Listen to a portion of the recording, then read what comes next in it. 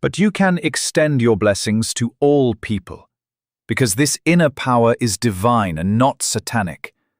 For there are very many powers through which people become devils. In Indian mythology, we find countless examples of Shiva worship. People acquire the Shiva power in particular because it is easily accessible and also very simple to use, but it always leads to ruin.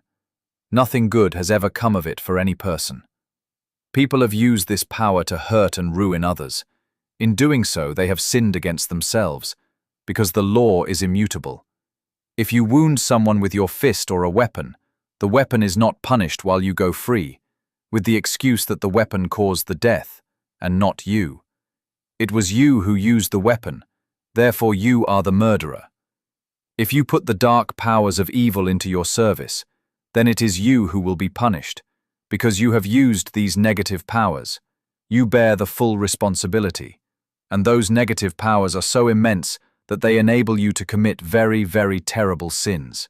Very, very, very terrible sins, and then you will be truly grave sinners. These tragic, terrible consequences await us if we worship another power. Some people awaken the Kundalini power, but besides that, there are also other powers and goddesses. Indian mythology is rich in such powers. But here too, some people have taken to practicing a Shiva cult, some Shakti cult, or other mother cult. These are thoroughly devilish powers that grant us certain powers. Then people think they have attained something special and are favored by fortune.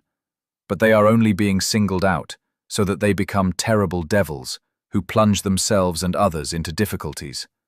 Only the God power is the pure power that allows love, humility, compassion, and devotion to ripen within you.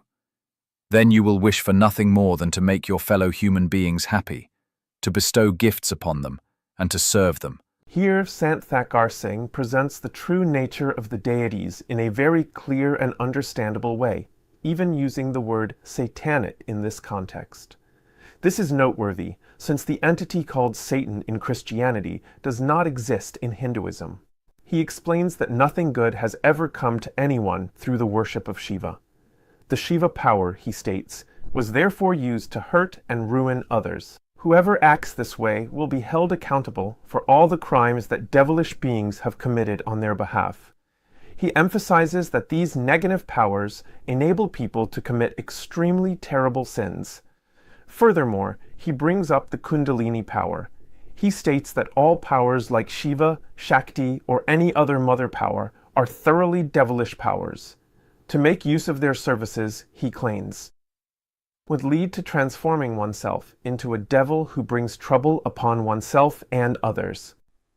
Information of this kind will not be found in the teachings of Sant Singh's successor.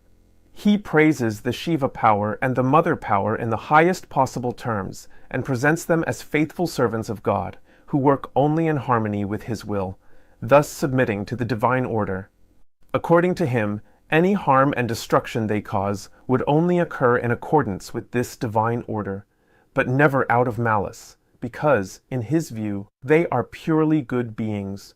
This corresponds to popular beliefs, but stands in very clear contrast to the statements of his master, Sant Singh. One possible explanation is that the negative power was abolished or transformed by his successor, so that it no longer exists in this terrible form. Whether that makes sense or not is for each person to decide for themselves. In light of the severe attacks by negative forces on many believers and the chaotic, dangerous situation in the world, I dare to doubt it.